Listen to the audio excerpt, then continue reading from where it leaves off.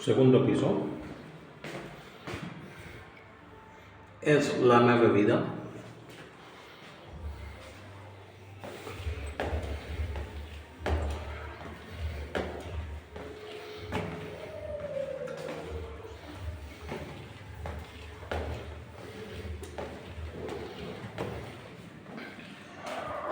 Tercer piso.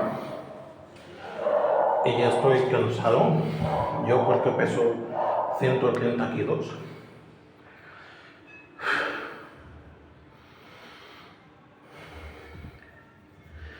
Me paro a descansar un poco en el tercero.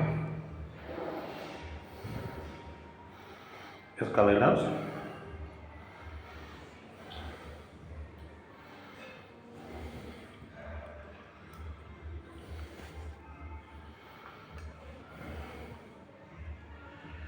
Que tiene que ser una persona mayor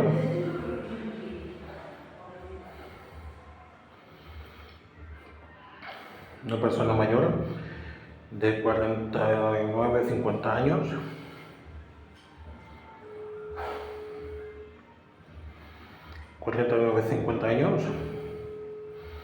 Ahora se ha apagado la luz,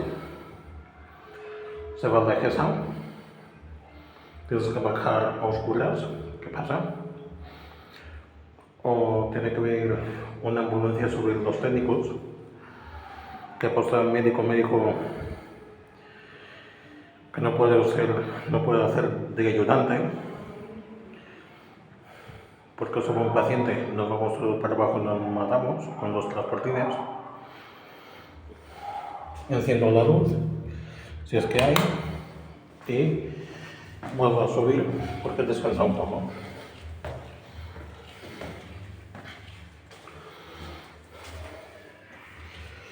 Y cuarto piso.